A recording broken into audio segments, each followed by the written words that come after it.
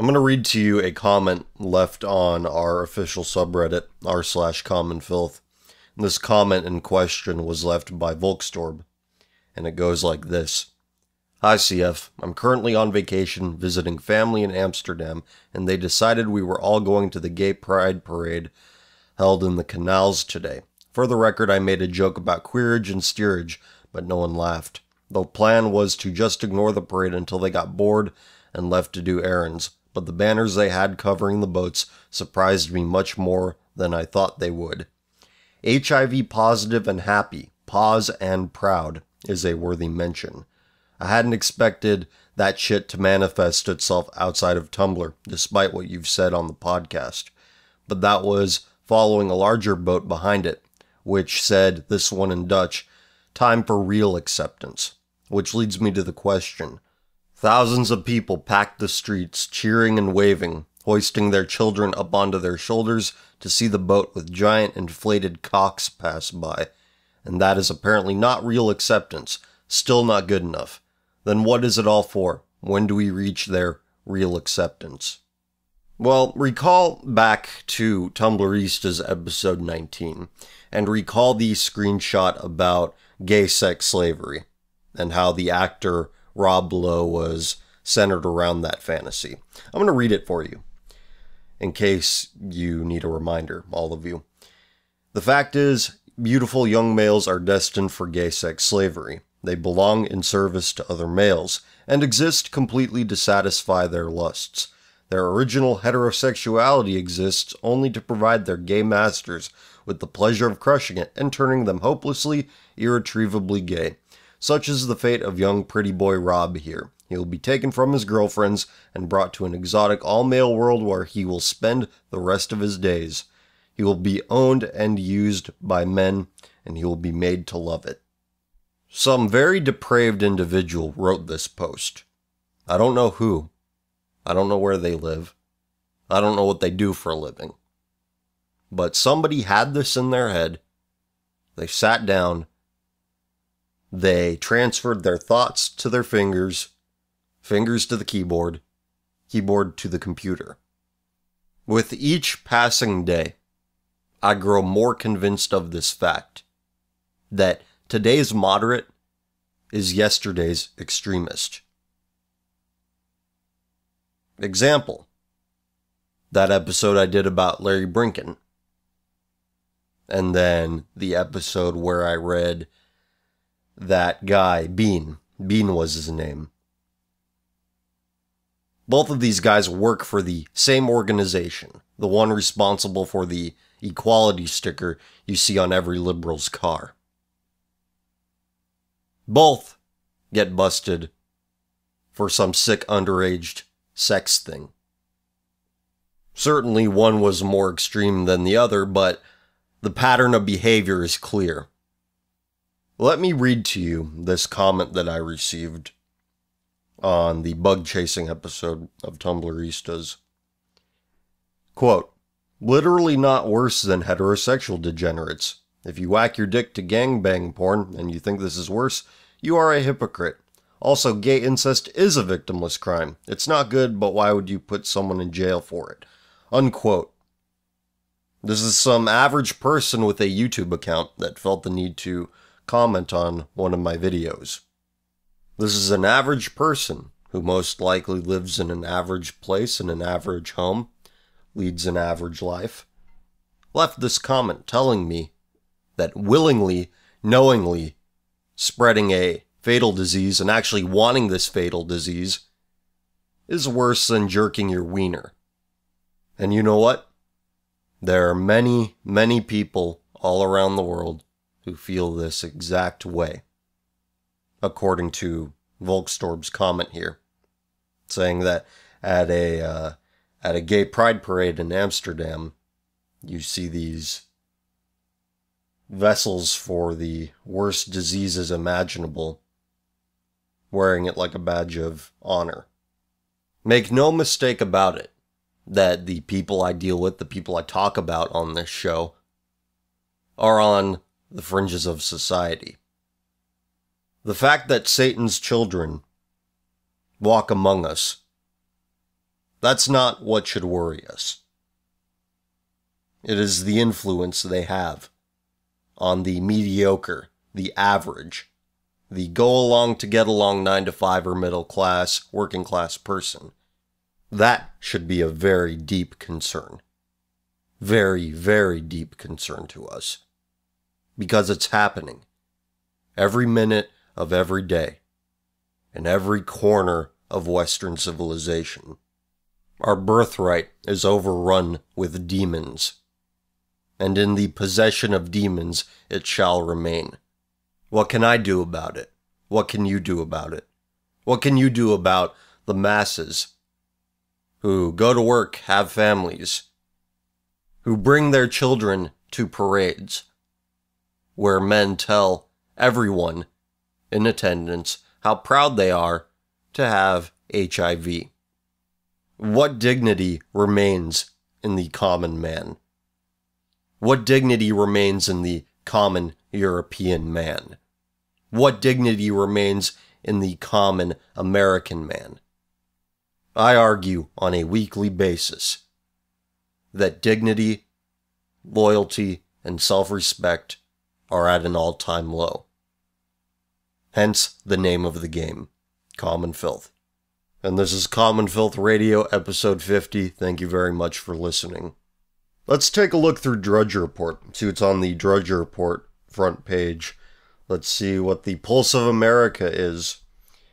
USA to issue more new green cards in the next 10 years than populations of Iowa, New Hampshire, and South Carolina combined. Fucking loyalty, how does that work? New outrage as huntress poses with dead giraffe. It's not just killing an animal. Airline bans shipment of trophy lions. Does anybody know how hunting works? You have to get permission from some authority to go on a nature reserve, and you have a bag limit. This preserves the animal population. This sustains the animal population. Hunters, they want animals to exist. However, they're making a deal with nature. They're saying, we're going to designate this area where your animal population can survive and be sustained, and in return we get some of your meat. This is what conservation is all about. Something environmentalists know nothing about. Because all of these whiners about, quit killing lions, the earth is so hot. They live in giant cities, where the only animals they see are the ones begging for heroin money outside of convenience stores. But what can you realistically expect from the urbanite mind? They don't know how hunting and conservation works, but they sure know a lot about anal hygiene. What else we got here? Mystery, second Special Olympics athlete goes missing. I saw the Special Olympics being aired on ESPN or something. And people will say, no, don't make fun of Special Olympics. That's wrong. I'm not. I'm sure it's a wonderful thing for the disabled and their families. However, do you think it's not disturbing that a major media company is turning this into a spectacle of emotional pornography? So that the sorority girls who work for ESPN can post on Facebook how good they are and how big of a difference they're making? You're not disgusted by that? We live in a world where a girl with Down syndrome presenting herself as a desirable thing is so beautiful. The people around you are encouraged by the culture to deal with their struggles not in a peaceful and dignified way, but they are encouraged to put their struggle on display, make a spectacle of it. Because there's a lot of dignity in being called beautiful by some 22-year-old BuzzFeed author, or whatever other clickbait site you can think of. Not everything can be beautiful. Not everything can be inspiring. And Not everything should be beautiful or inspiring, or it's 2015. Why haven't you accepted this yet? Some things suck, some things are sad, and that's okay. However, what is unacceptable is to take these sad or disturbing or upsetting things and turn them into something that we can use as a means to signal to people how good of a person we are. Look at this unacceptable, dysfunctional thing, and just say that it's beautiful. And everybody will be like, yeah, this is really beautiful. You're such a good person. I haven't mentioned this before, but at this stage of the game, I feel that I should. I have a Facebook page for Common Filth, and people do message it, and I have to say that I don't check it. I check my email, I check Reddit, I check AskFM. Those are the 3 places that I check messages. But a friend of the show did send this message some time ago, and I would like to read it. And this serves as an example of what I'm talking about. That certain aspects of life are unpleasant. They are disturbing. And they should be dealt with as such. Life, contrary to widespread belief, current widespread belief, is not a clickbait article. So, I will read this for you now. My father was a homosexual. My mother fell in love with him before she knew what he was. His life, all the way up until I was born, was dedicated, at least in part, to covering up his homosexuality. It broke my mother's heart because she loved him so. When you say that homosexuals are solely concerned about their next orgasm, and it is what defines their life, which makes much of this homosexual marriage issue pointless, you are absolutely correct. My biological father left my mom and I to go to gay clubs and pursue that lifestyle. He never paid child support, and I saw him one time when I was 12, and it was incredibly awkward. He did, for as much as I can tell, end up in a quote-unquote monogamous relationship with one gay lover until he died. That individual was insanely jealous that I existed or that he had some heterosexual past. My biological father died as a ward of the state in an insane asylum from complications from GRID, AIDS. Coincidentally, he happened to die months after my mother committed suicide while I was in college. They never spoke, but my mother continued to love him platonically while knowing he was going downhill fast. While the media and society push old fairy and dyke couples in front of us and want us to think that all homosexual relationships are like the guys from Birdcage, the sad reality is they are overwhelmingly more like my biological father and the people from the standard fuck party video. Their identities revolve around putting things in their asses and dying from diseases that eat them alive from inside. And we have now placed them on the highest pedestals in this once great country. I admire your ability to continue your work in the face of this evil. Our nation is dead. I do not think God has abandoned us, but I do think he has passed judgment on the country. I recently stepped away from my writing to focus on my family and my life because I found myself increasingly agitated by what's going on around us and the fact that depression, alcoholism, and other mental illness runs in my family. Fighting the pause and the cultural rot is very draining if you're not able to compartmentalize things. I think if I were single, this would be easier. If I didn't have a daughter who I love dearly and want to grow up to be a good person, if I didn't want to have a baby with my current wife, if I resolved myself to be a single bachelor, maybe I would have the energy to continue fighting in this capacity. But I do not. However, I will support you through Tumblristas when you put them out, and I will make purchases through Amazon. I admire the younger crowd's ability to take on this huge burden of counter-propaganda. Keep fighting the good fight. You're taking on burdens some of us don't have the capacity to bear. When the darker side of life cannot be reframed successfully, when the darker side of life cannot be called beautiful, at the same time, people actually believe it, when the darker side of life can only be seen as that, it gets ignored. Mass media will ignore it.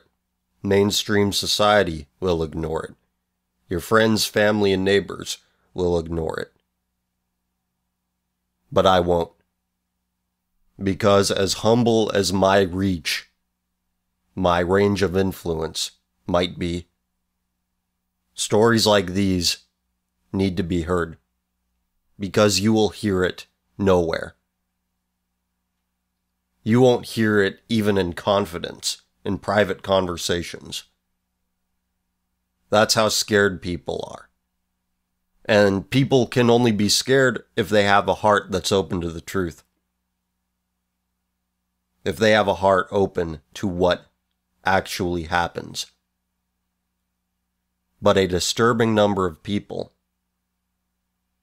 they don't want the truth. Because the truth feels bad. They want to see out of their social circle what they want to see. Not what's actually there. What is truthfully there beyond their perception of it. People like their perceptions. They might even be enslaved to their perceptions. And they will destroy you if it means preserving their perceptions. A story like the one I just read would certainly do the job. But in destroying that perception, that to which they express their highest devotion, they will destroy you just as you destroyed their false idol. Why do you think there are so many people out there who repeat this mantra of free speech doesn't mean consequence-free speech?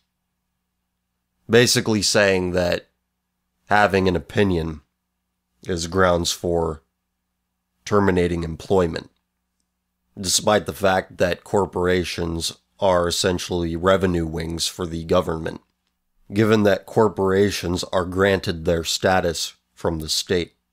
There are many people out there who would like to see me destroyed, because that is essentially all I do. I destroy perceptions. And to be honest, I'm not successful at it. I have a YouTube channel. I attract the already converted. My enemies, they have K through 12, junior college, through grad school. They have television. They have the multiplexes. They have everything. They control the flow of information. And that bit of information that one of my listeners sent in that I just read for you, you would never hear that. Ever. And I think we're far along enough in this series to understand why. I don't have to tell you. You would not hear that story on ABC News. You wouldn't hear it on MSNBC or any of the networks. You wouldn't see it on BuzzFeed. You wouldn't see it on Gawker. But we don't need those platforms to know that what was written, what I read, what someone so courageously wrote to me is true. So, with that being said, let's get into questions.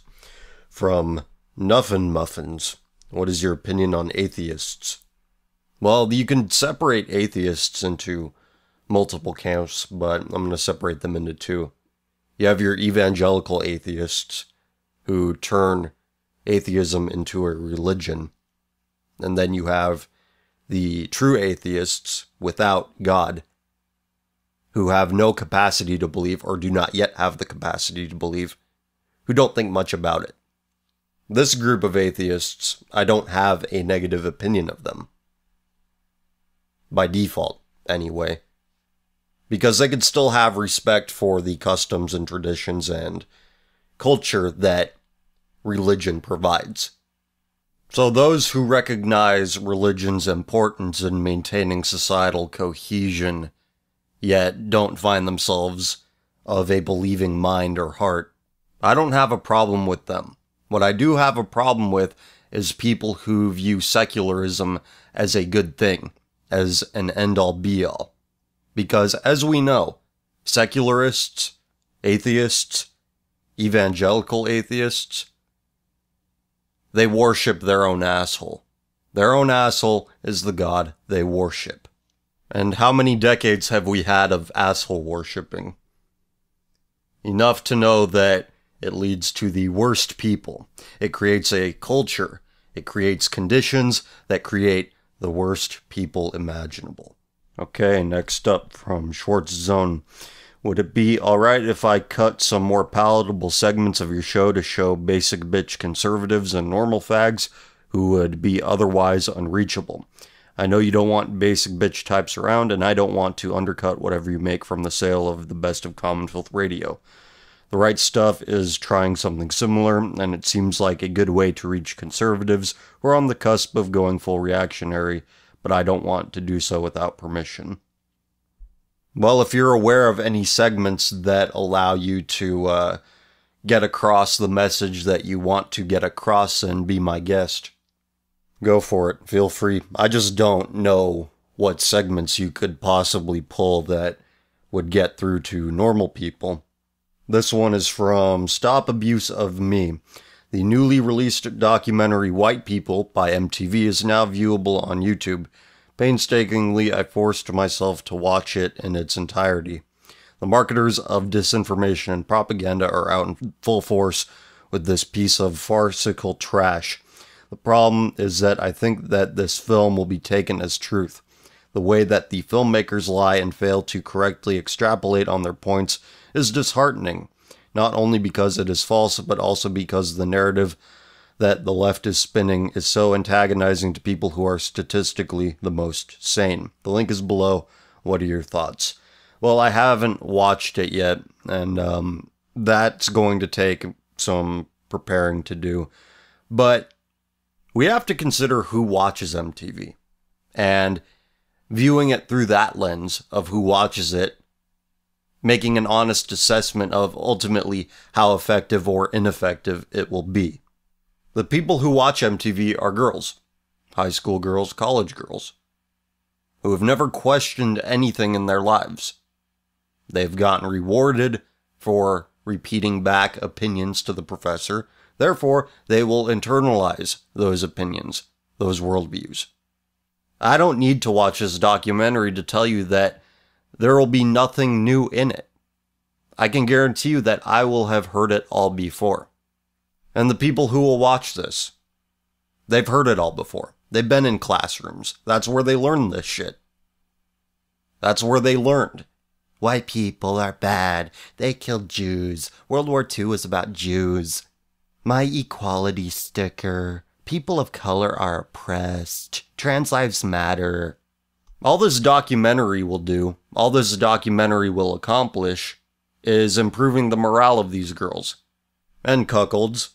All this documentary is something that exists outside of the classroom, that has the same words, opinions, ideas as inside the classroom. Next up, Video Game Massa. Hi, me again, you know the drill. By the way, I like that Tumblrista's video of gender terrorism. However, I still hear that animal sound in my head. It seems that it's never going to go away as long as these zoophiles exist. Number 1, will the South rise again? No. Number 2, any plans on making a Tumblrista's Raw Volume 3, maybe with one of them talking about Sweden, or a fag giving a positive review on the movie Bottom.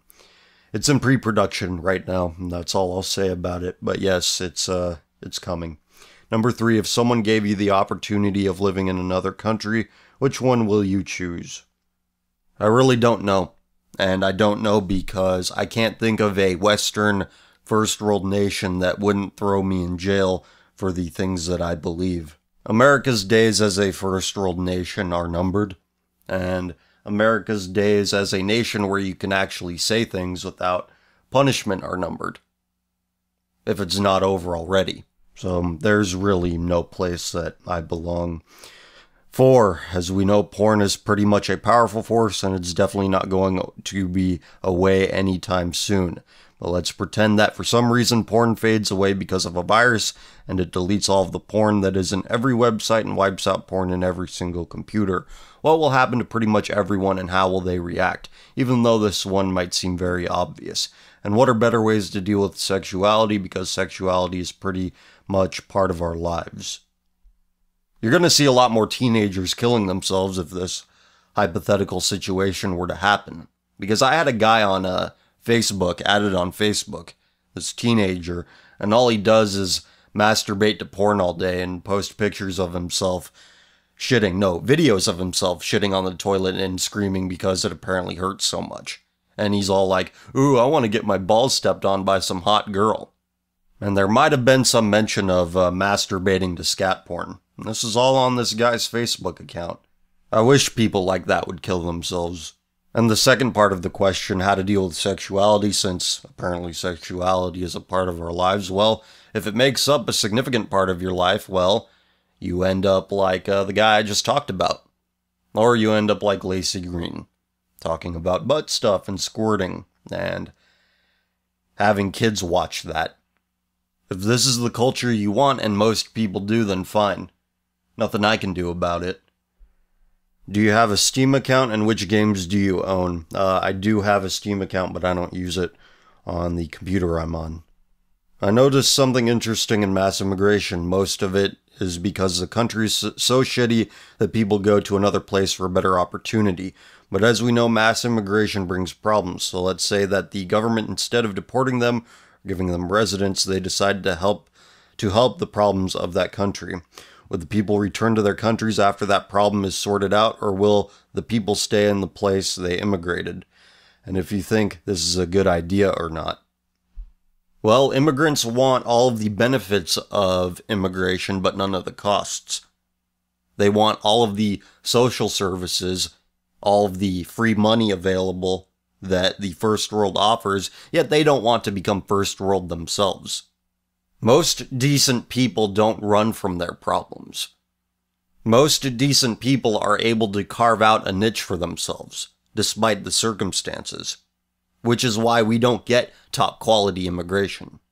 Decent people don't run from their problems. Third worlders run from their problems.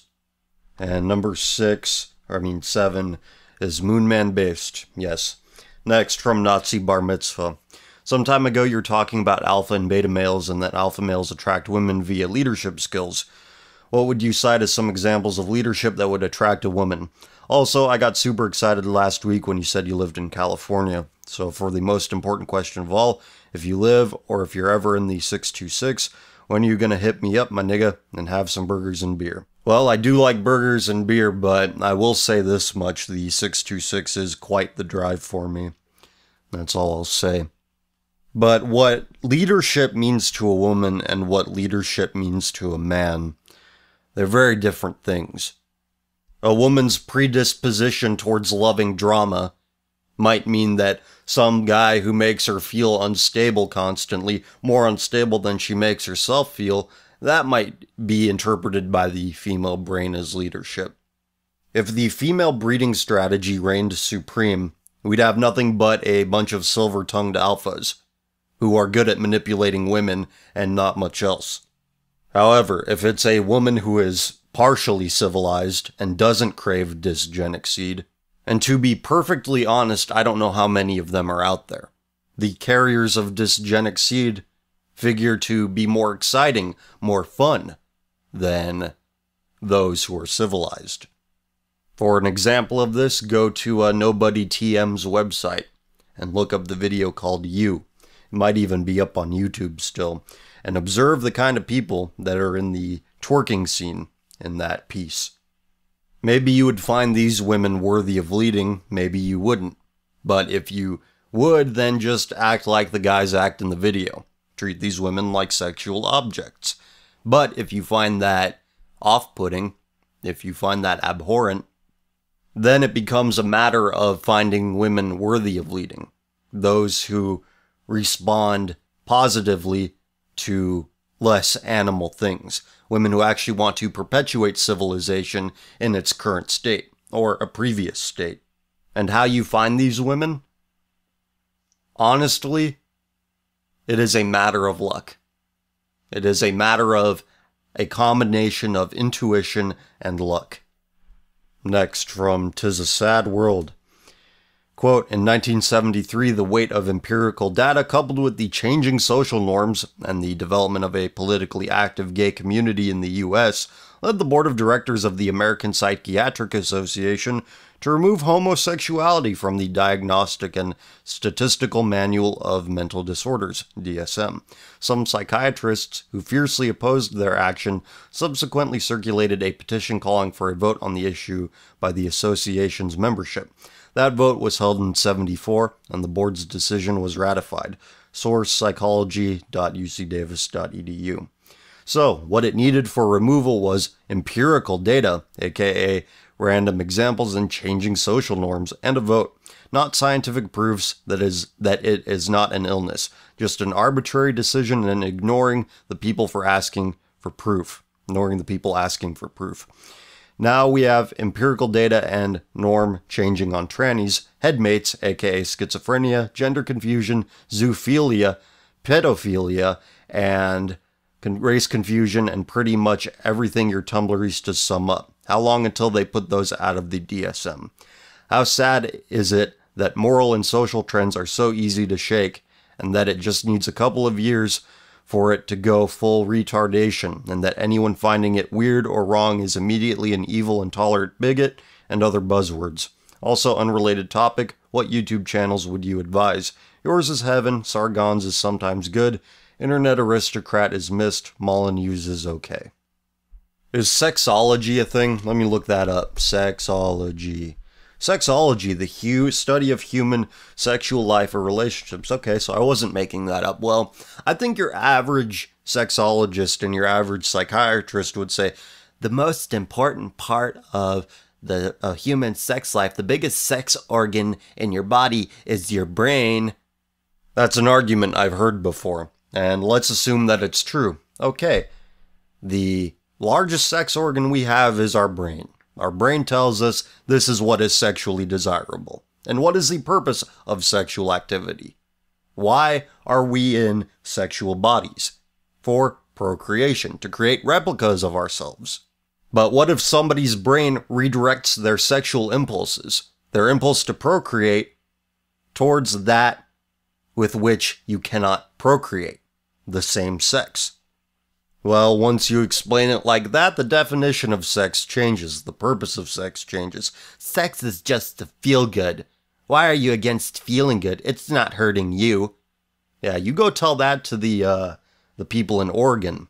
You know, the ones that were ordered by a court to pay $135,000 to some couple for emotional damages, because there's no emotional damage like the emotional damage that comes from somebody refusing to play house with you.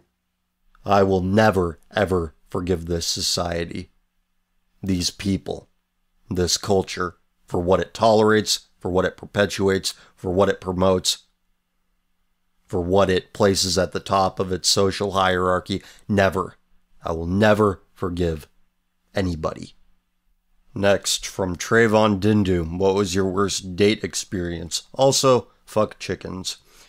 Well, knowing that I have never dated a girl with blue hair or told me that she was a feminist, none of them are that bad in retrospect. From M177D. I know that might say something in leet speak, but I'm not fluent.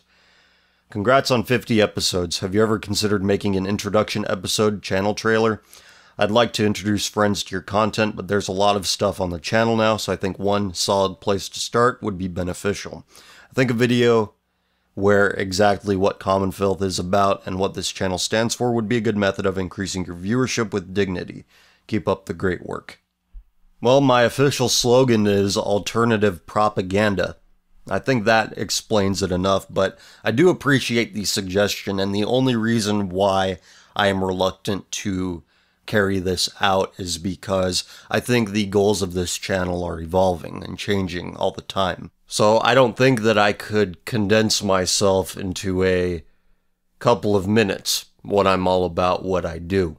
Plus, I do a long-form show and a short-form show. This is the long show, and Tumblristas is the short show.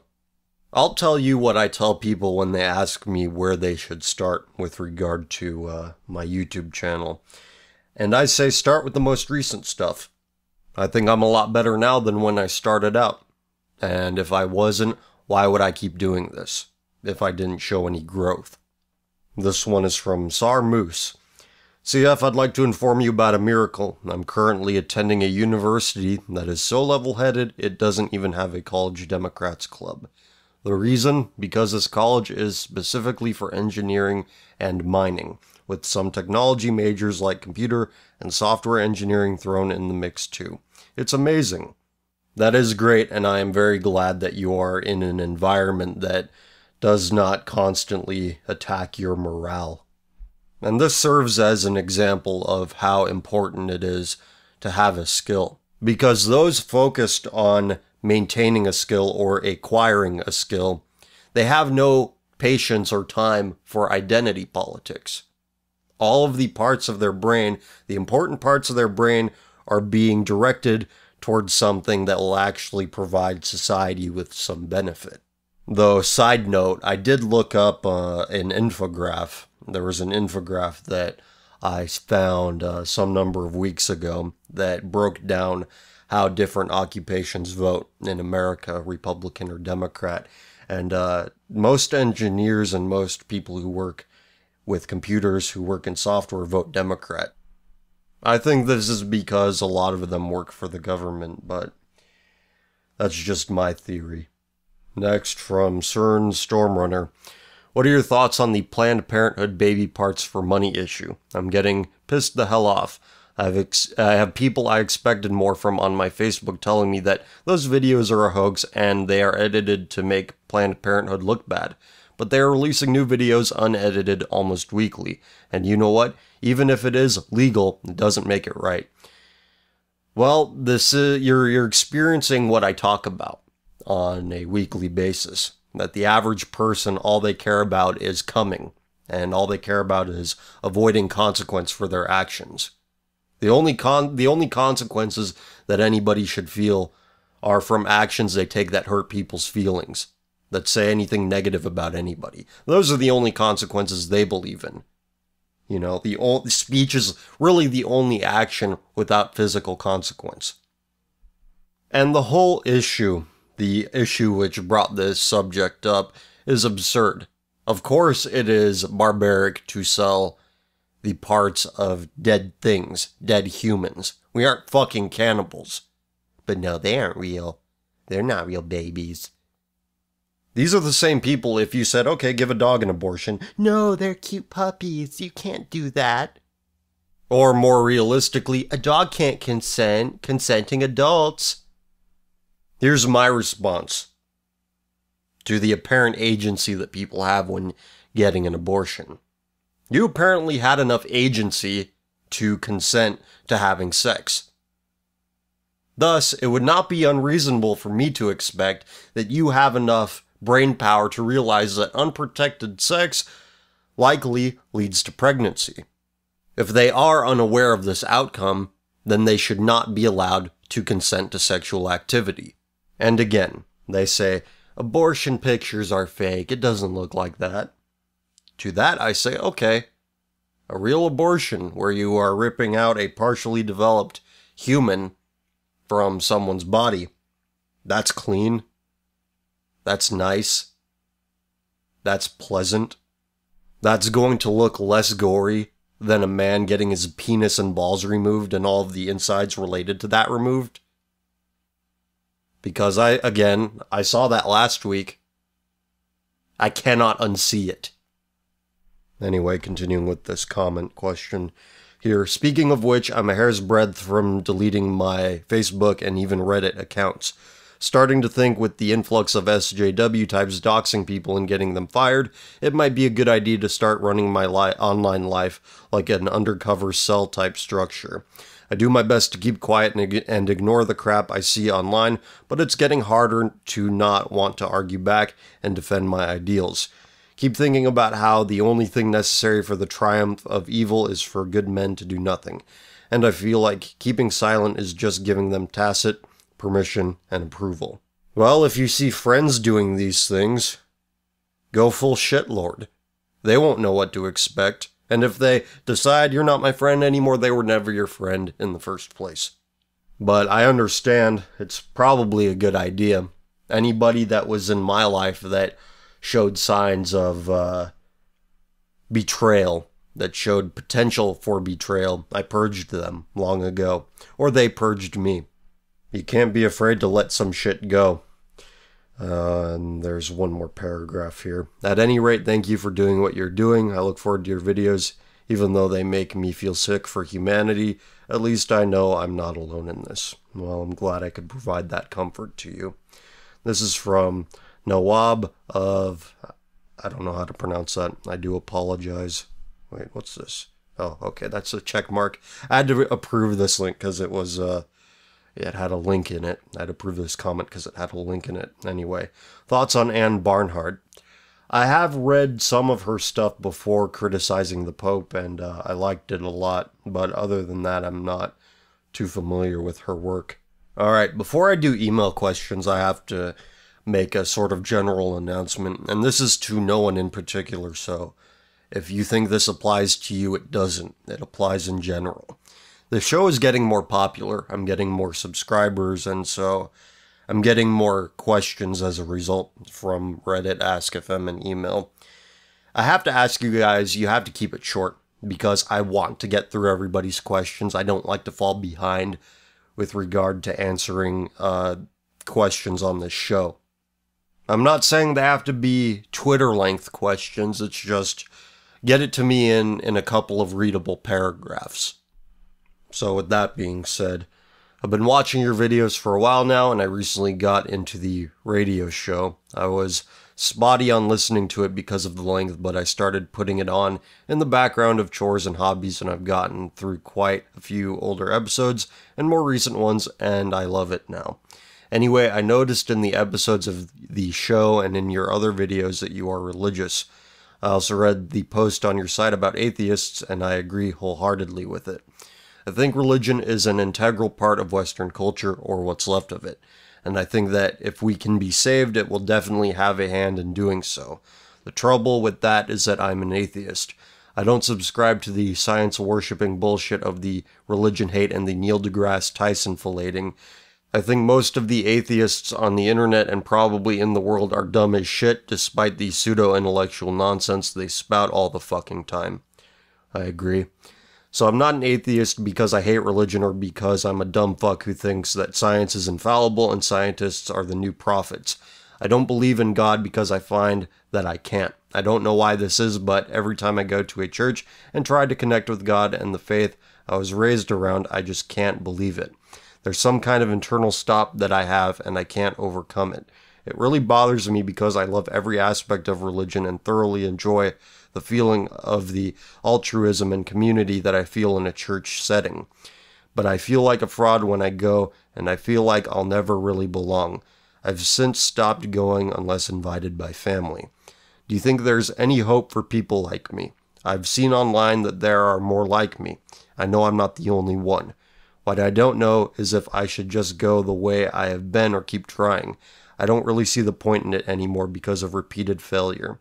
Sorry if you've answered this before or if you've answered something similar. I just want your opinion on this, from Garrett. This sounds a lot like me when I would go to church when I was younger. I loved the people, I loved the feeling of community it provided. But, like you said, there was just this block. But after a few years of not going to church, I realized, and it wasn't some grand epiphany that I realized that, yeah, God is something that is real, God is something that is necessary, and God is something that I need personally. It was a very gradual process. one that I could not really describe to you because it happened so slowly.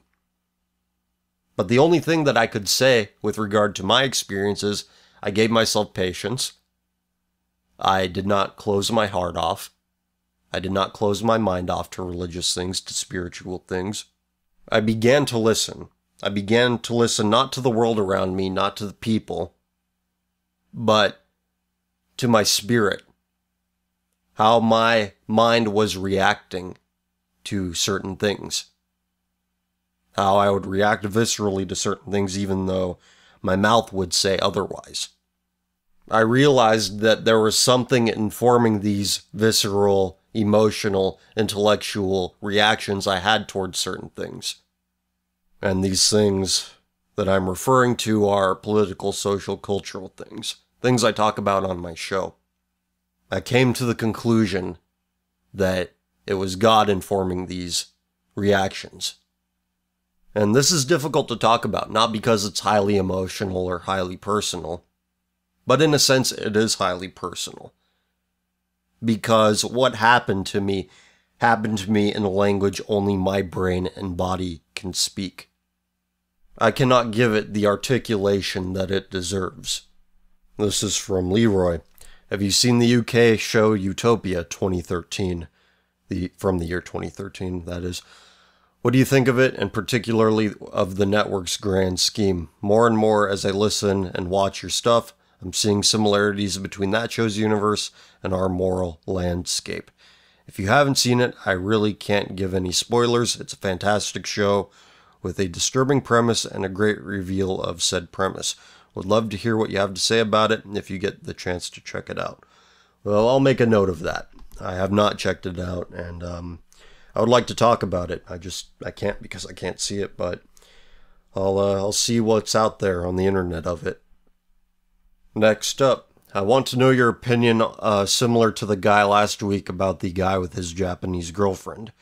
I am an expat in Korea, born in the USA, and when I have lived here, I noticed that the people here shun most of Western culture, which is probably for the best. Me and my girlfriend, soon-to-be wife, were talking about having a kid, but I talked her into adoption for the kid's sake, so they will not be bullied at school or looked down on by most of the general population. Do you think this is a good idea? What is your take on this? I do think that's a good idea. Having an adopted child that will actually fit into the culture's dominant demographic, it will give that kid the best chance to succeed. Next from Mun. Hello once again, CF. I just finished listening to your last episode. I completely agree with your part about beauty according to liberals. I think they want to redefine beauty because they want to control everything. They want to control every aspect of society. That is what socialism is. And we know liberalism is increasingly becoming lockstep with socialism. Maybe it always has, but I'm not sure on that. Socialism controlled what people could do and not do. What people could think and not think. George Orwell did not just make up 1984 out of thin air. Liberals want to destroy everything that existed before them, just like the party does in Orwell's novel. They want to rewrite history, remove the parts they do not like and call it racism or sexism. They don't want the Sistine Chapel to be beautiful. They want some fat woman having her period on a bedsheet beautiful. They don't want a sun rising in the morning to be beauty. They want two guys fucking in a portable swing. If you thought that something before they existed was beautiful, then that thing cannot exist anymore. Everything must go and be replaced by dildos and cuckoldry. Last week I asked a question about adoption. Your answer, while short, was interesting. Personally, I have no objections to adoption, though in the 21st century it has become more a social statement and a plaything of homosexuals. You had the Brad Pitt and Angelina Jolie fad of adopting third world nation children, and many horror stories of kids adopted or fostered by same-sex couples who abuse the children emotionally, mentally, and sexually. Not to mention adoption is falling as in past, as if a couple could not have a child, they would adopt one. These days with IVF and surrogacy, they have kids through artificial means, rather than adopting some child who does not have parents because their parents do not want them or their parents are deceased. But even then, With the single motherhood being cemented in society, less kids are adopted out because mothers who got the kids can now get all kinds of social security benefits and squeeze money out of the men who are stupid enough to fuck these women. In the past, if a woman was unmarried, she would either adopt out the child, like my grandfather. He was adopted out because we believe his biological mother was single. Or they got married to the father or to another man who would raise the child as his own. Now it's all about gives me dat free money. Just some long paragraphs of thought there. I unfortunately do not have any questions this week. I'm completely out. Looking forward to episode 50. Hope we might get something special. Thanks for doing what you do, and I look forward to future videos. Well, good comments all around, and the rewriting of history, I think, is the most obvious. With regard to current events, just look at what happened with the Confederate flag bullshit in America. And Brother Nathaniel made some remark about Jews digging up soldiers so that they can put them on trial for being Nazi war criminals. And I thought, that's absurd, and that won't happen. But something more simple is likely to happen. It's more likely that the graves that belong to soldiers who fought on the wrong side of history will be removed. The people that fought for the Third Reich, the people that fought for the Confederates, those graves, I would not be surprised if they were removed. I would not be surprised if someday people were not allowed to visit the graves of their ancestors because they no longer exist. They can no longer be found. And I pray that I'm wrong about this, but given the course, given the pattern of behavior we're seeing out of a lot of people, it would not surprise me if this ended up to be the case. Okay, next from Han. 2 things this time. Your advice for being a good writer is spot on. I try to tell people who are interested in writing that the best way to become a good writer is to live life, experience the highs and lows. You can learn all you want about grammar and punctuation, but when the shit hits the fan, the best writers show that life experiences are the best source. 2, on to the question. I've read my fair share... You know what? Fuck it. I'm not editing that out. I coughed, and I'm not ashamed of it. I've read my fair share of stories and works of fiction, so I would like your input on this. Do you think that in no matter what age or century, there will always be something that divides humans?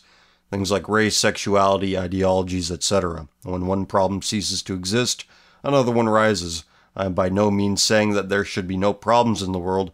We can clearly see the result of no threat to the way of living in America, leading to more people of poop dick and dog fuckers. Is conflict necessary in any age for people to strive for something, be it good or bad? Thank you as always. Also, episode 50 hype. You did it, man. We all did it. I certainly would not have had the motivation if it weren't for everyone sending in their questions and leaving in their comments.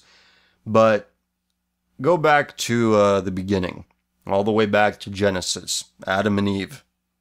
God says, you have all of this garden. The Garden of Eden is yours. This paradise is yours. And it will remain yours unless you eat the forbidden fruit. And what the fuck did they do? They ate the forbidden fruit. But even if you don't take it literally, what does it say? What does it say about people? Things are just fine and dandy. There are no problems. What do people do? They create their own problems. I've said this before, and I'll say it again. I've said this quite recently as well, but I had a friend of mine say it is better to have real problems than fake problems. And what are fake problems? Fake problems are just another word for petty problems. People not using the right gender pronouns when referring to you. That's a fake problem. That's a petty problem. People do need some sort of struggle. But it takes a smart person to realize what is worthy of a struggle and what is not. And speaking of the gender pronoun things, I had somebody leave on the most recent Vine marathon, I believe. The comment said something to the effect of, Gender pronouns are stupid because you never refer to somebody by their pronouns. When you're interacting with them, you don't refer to them by he or she. You don't talk to them like they aren't there. So what is this issue of gender pronouns about? It's about control. It's about controlling how people talk about you, how people perceive you when they're not in a particular person's presence. What kind of fucking self-obsessed, narcissistic piece of shit do you have to be to want to control that? How people talk about you. Are you fucking kidding me? You don't use the right pronouns when you refer to me when I'm not in your presence. That's hate speech. When you think things through, when you take a look underneath the hood and see what's going on inside of there, whatever there is, it's just so hopelessly pathetic. The things that people prioritize, the things that people think, the things they want, what they desire. Question from Shane. Would you ever think about adding furries to Vine comps? They do some weird shit. Well, check out Vine Marathons Volume 4 and Volume 3. There's some furries in there. It's odd, but a lot of the people who use the furry tag in their vines, a lot of them, they don't creep me out as much as the gender fluids and your various gender offshoots. So there weren't as many furry vines in Volume 4, but I put a couple in there just to see if people were paying attention. Got to break up the monotony of, I'm gender fluid, my pronouns. It all blends together at a certain point. Okay, next. Every time I listen to you, I learn something new, and for that I thank you. A question. I watched The Gift, and it was a real eye-opener, and I was wondering if there was a documentary like that on transgenderism. Thanks for your time. Well, I'm certainly glad that I could do that for you. Well, again, I'll point you to my Vine Marathons, Volume 1 through 4. I think those are the best documentary you can find.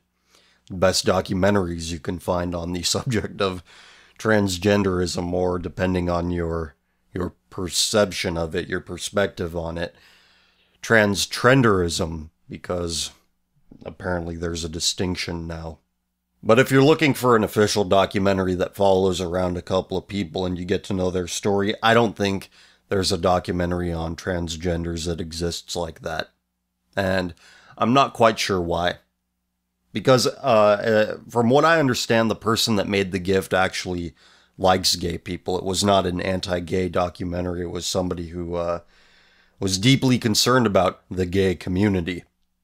So unintentionally, through the horrors the director shows us, it ends up having a pretty strong anti-gay message to it. But I don't know what it is about trans people that prevents people from getting closer to them and actually honestly assessing their behavior. Next, I'm in the UK. Have you heard of what's happening in Calais? I often hear people wondering why we don't actually do something about all the illegals sneaking in on the backs of lorries. It wouldn't be hard. We could just shut down the tunnel for a week, since we import more than other EU nations, and since the customer is always king, they would have more to lose from this than us. France is simply leaving the Dindus at Calais because France knows that they are contained there and will never stop trying to get to Britain. They're throwing their human trash onto us. The reason we don't do anything serious about it is because the conservatives are fully committed to equality and diversity, political correctness, mass immigration, etc. They say conservative things, but are not conservative. But then people ask me, well, why are they doing that? Why are they in favor of these things? Why do they pretend? I can answer why they pretend to be conservative. It's because there are still lots of conservative-minded people in the country whose votes they need. But I cannot answer why the conservatives are actually in favor of political correctness and those other things. I know what the answer is, but I cannot explain it in a way that works. It's because of the self-loathing that we in the West have. We have been taken over by people who hate us. Everything in the media, whether it is books, movies, video games, and also education, and the culture in general is of the mindset that we are bad. Crusades are bad, and the Muslims didn't do nothing. Slavery is all our fault. No one else did it, and never mind the fact that without whites, slavery would still be going on in a lot more of the world. Only white people colonized and oppressed. Christianity is bigoted and patriarchal and homophobic. But don't dare criticize Islam, you bigot, etc. The reasons for this, at least in the UK, are a fear of being called racist, a desire to dilute the British people since a rootless nation of mongrels, completely lacking in tradition, familial ties with their countrymen, and any concept of sovereignty, will more easily be gobbled up by the European Union, and because cynical politicians see it as an easy way to get votes when minorities make up convenient voting blocks that they can easily appeal to with meaningless platitudes about how they're going to do more for the black community or whatever. The problem I have is that people don't give a shit. It's more abstract thing. It's more an abstract thing. They want to know why the boat people aren't being dealt with. It's an immediate thing in the real world, but the only way to explain why things are this way is to talk about this abstract thing about self-loathing in our culture. People's eyes glaze over when I do. I guess what I'm thinking is that since people deal in emotion and narrative, how do you explain this anti-white self-loathing attitude of the West in a narrative fashion, in a way that the average idiot can digest and understand? Well, it all begins at school. The narrative begins at school. You're rewarded for repeating the right opinions back to the teacher. And by right opinions, I mean wrong, but you know what I mean. You're rewarded for repeating the teacher's opinions back to him or her. And what are the opinions? They're opinions framed in a way that preys upon the white man's natural, inherent altruism.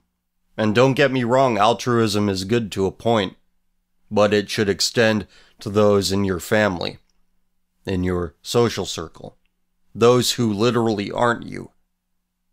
Altruism should not apply to those that have nothing to do with you. Other races. And this applies to every race. Do you think people in Africa give a shit about what I'm doing? My well-being? Do you think people in Japan give a shit about what I'm doing? My well-being? The answer is no. Loyalty is a two-way street. I've said it before. People should know this by now.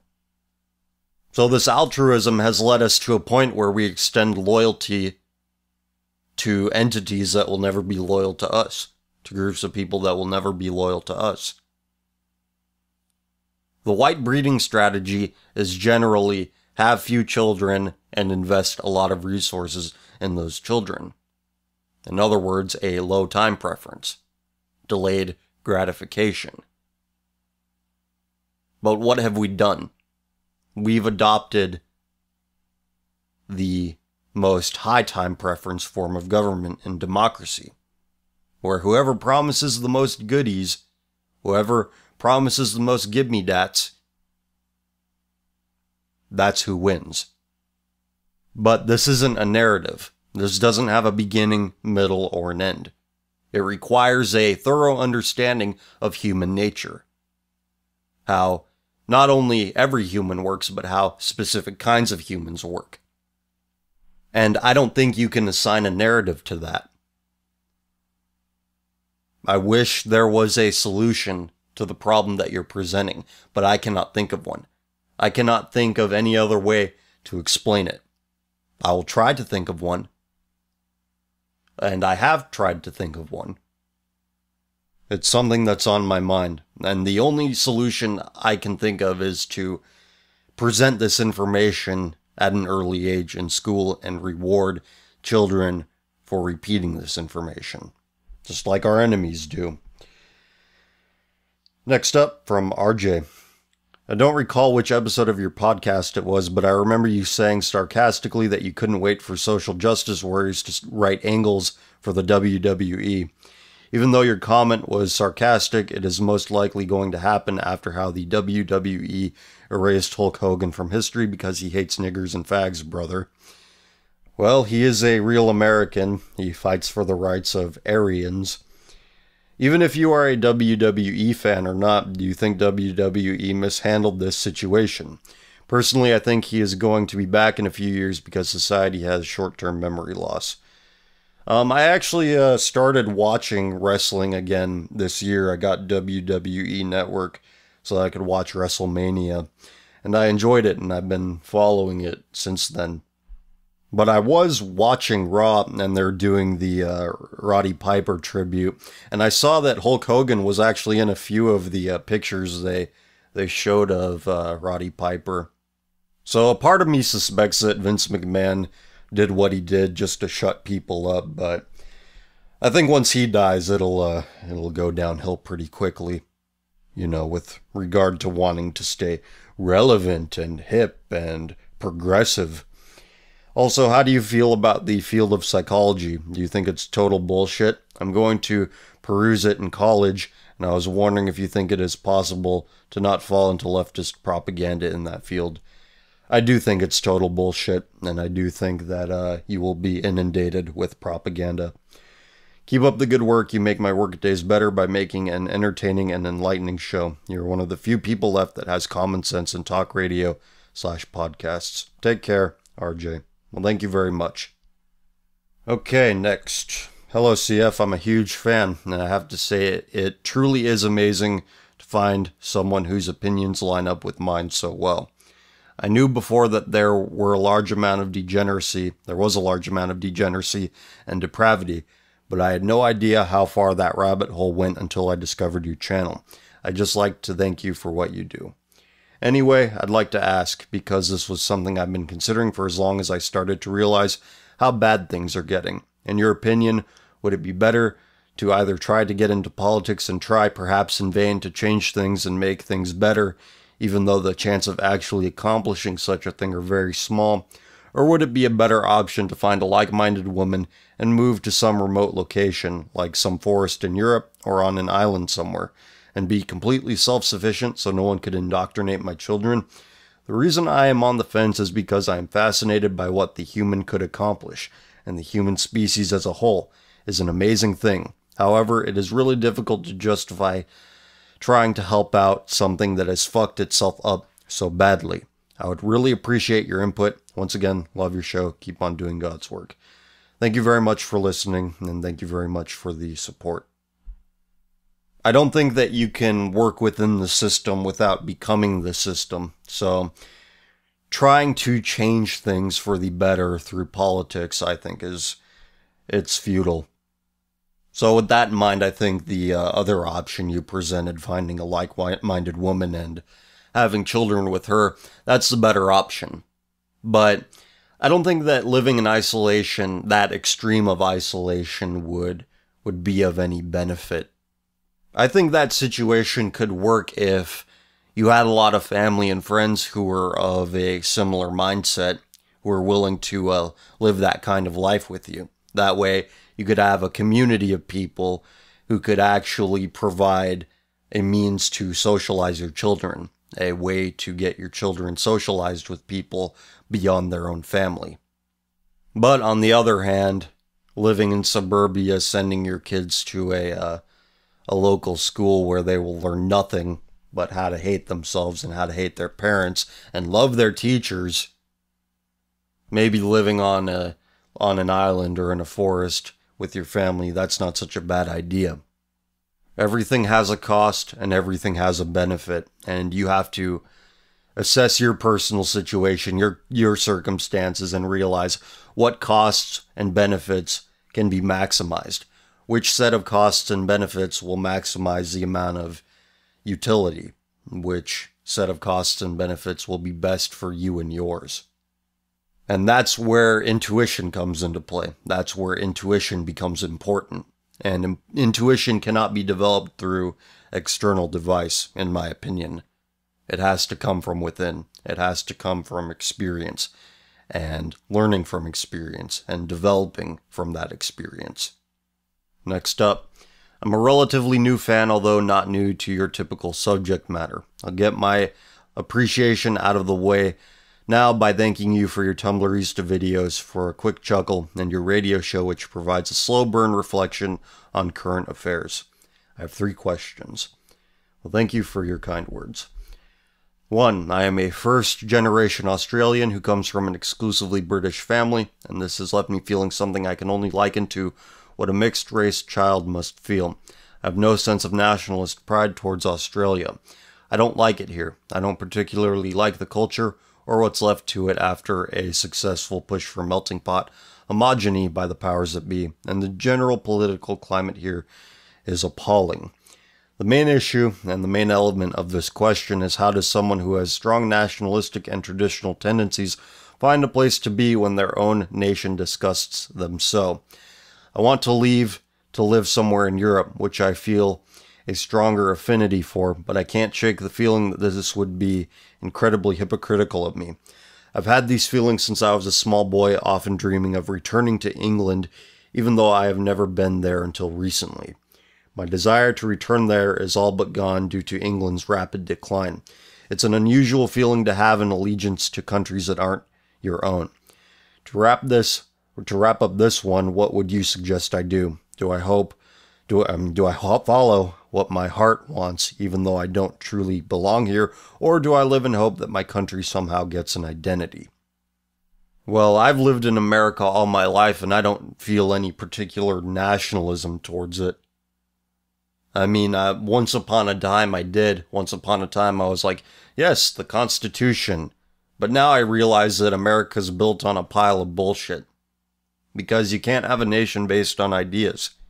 You can't have a nation based on ideas because ideas are an abstract thing. It's not something that's concrete, and people with average IQs, they cannot place that high of a value on ideas. So while I'm not burdened with the misfortune of being a first-generation immigrant in my country, I do feel that sense of purgatory, that I belong neither here nor there. But when I really think about it, when I get past the initial visceral feelings and I think about it, I come to the conclusion that it is better to live with the evil you know versus the evil that you don't. From what I understand, Australia, I think, is like the only Anglo country that isn't completely stupid when it comes to immigration. England, on the other hand, I don't have to explain. It's a shitty situation to feel like you don't belong and like you belong somewhere else even though you aren't quite sure of it. But unfortunately, not every problem has a solution. You just have to go with what's less bad. Number 2, what do you think about the many movements that are arguing for a nation or state for whites? I believe that all people should have their own homes like they do. But the idea of a compromise or agreement doesn't sit right with me at all. I'm under the impression that Americans and Europeans already have their homes and that right now they have a lot of uninvited guests. Can the notion of mass deportation ever be presented in a way that will get the general public on board, or will it forever be a fringe idea? Well, everyone is told that anti-immigration is racist, and they learn in school that racism is for slack-jawed yokels. It's for hicks. It's for terrible people. And this is even infecting the hicks. I like a lot of juggalo pages on Facebook because I think juggalos are funny. Not because I am one. But now people are going to say, you're a closet juggalo. Excuse me. Yeah, great logic there, guys. But regardless, on one of these juggalo pages, they posted a picture of a Confederate flag hanging on the side of a wrestling ring. And the Confederate flag was burning. The Confederate flag was burning. And these juggalos are telling everybody how bad it is to be racist. Because being the smartest hick in the trailer park, that's worth something apparently. Being the most sophisticated hick, the one with the college degree, the one with an English degree, that's what's important. So if you have a lower middle American subculture like juggalos spewing this shit because they learned it in school, and they learned it from listening to Insane Clown Posse apparently, then I think that the idea of closing borders and deporting border hoppers on a mass scale, I think it'll remain firmly on the fringes. Number 3. I've recently taken an interest in self-improvement through reading, as video games aren't scratching my itch anymore. I really like books that I can learn a skill from or discover a truth that was wiped from history. I would like to hear some of your book suggestions if you have any. Also, I have to recommend the book The Nameless War by Arthur Michael Ramsey to both you and any listeners, should you be reading this aloud on your show. Thank you for your time. Keep up the excellent work. The one thing, it's not technically a book since I don't think it's published anywhere. Any publisher took it up. But I always recommend, when people ask me for recommendations, Industrial Society and Its Future by Ted Kaczynski. It's not a book. You can only find it online, but it's pretty easy to find online. You just have to type it into a search engine and it should be there within the first couple of results. Next up. Next email. I've been watching/hearing your stuff for about 3 months when I found you on 8chan's poll. Since then, hearing your stuff every Wednesday, I live in Greece so I get the video the next day, has made me worried and think a lot about our civilization in general, but a lot of these stuff you mention are right now just in the USA and more Western countries. So as someone who still has the freedom to be an outspoken conservative, reactionary, and nationalist, I can't really feel you on having an entire nation of progressive, mentally ill, hyper-consumerist children. Fully, though, since we do have a lot of leftist liberals, and comms mostly, and communists, but they get flack for their ideals, and there is also a big majority of conservatives and nationalists, so there is a good balance.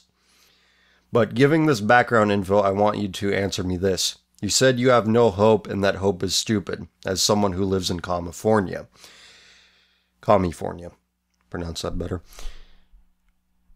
But would you give that same advice for Eastern European countries who have a rise in nationalism and nationalist parties? I've been thinking of joining Golden Dawn to support them, as I believe in Hellenic nationalism, and they do seem to be the last bastion of our ethnic virtues and values in practice, unlike the previous nationalist party and the LAOS, which was confirmed to be 100% Jewish. So, in conclusion, do you honestly believe in giving away hope even in countries where hope is needed to generate nationalism? Well, I never make any broad statements saying that this is how things are in every part of the world. My perception of things is an American. My perception of things is as a member of Western civilization. And I'm not saying this to say that everyone's perspective is wrong or that my perspective is the only right one and that people around the world all experience the same things the way I experience them. I just put out the information from my perspective, and whoever can find something in common with it, I welcome that. Anybody, anywhere in the world that finds something to like about what I do, that gives me a lot of motivation. I just think there's no hope for America in its current form. I've said before that I would like to see America broken up into multiple parts, which I think is what needs to be done. Europe is broken up into multiple smaller countries, and look at what European civilization accomplished. Sure, the borders may have been different at different times, but still relatively small by landmass. And one nation having a small amount of land or a large amount of land is a very important factor in determining its culture. Because I think that in a smaller country, you could actually feel the changes being felt quicker. You can feel the cultural changes being felt in a much more immediate way. But America is a big fat fucking blob that once you get it rolling and once it picks up speed, that's some pretty powerful inertia. And this fat fucking blob of a country is on the straight line, on the straight path of rootless cosmopolitanism. And I don't know what can stop it, short of, no, never mind. But to you and all of my international listeners and viewers, feel free to disagree with my assessments from where I stand. Feel free to say this is not how this is in my country, because you would know that better than I do. And I welcome that input. But when I say that hope isn't good, I mean that hope in and of itself is not good. You need to have a reason to hope, and it needs to be a better reason than, this guy, he says hope and change. As all of the women, single and not single in America, decided, yeah, that's a great idea. But no, hope in and of itself is irrational. There needs to be something backing it. There needs to be a reason for that hope, or optimism. Once everybody came down from their hopium high in America, suddenly nobody gave a fuck about foreign policy ever again. So fucking stupid. Alright, let's do Ask FM questions. My name is I Am Serious. I would love to interview you on my YouTube channel. Search my name on YouTube if you want. I'm a big fan. I produce MGTOW content, and I really want to introduce your brilliant ideas and opinions into the community. My question, will you accept this offer? My problem with doing public appearances and doing appearances on other people's thing is that I put a lot of myself into this. It is, quite honestly, an emotionally draining experience. In other words, I am not in a very good mood. I'm not very sharp in the days after I do this. So it's not a matter of me not wanting to do interviews or not wanting to go on other people's thing or that I dislike interviewers in general. It's just that I want to come across in the best way that I possibly can. In a way that makes myself look good and in a way that makes my host look good. I don't want to create a situation where I'm not at my best or I'm not in a great mood or I'm not that sharp and somebody's followers will be like, why'd you have that guy on? That was stupid. That was a waste of time. I don't want to make people look bad. I'm not a perfectionist, but I don't want to put myself in a situation where I'm not operating at a competent capacity. A while back, someone compared you to Peter Hitchens.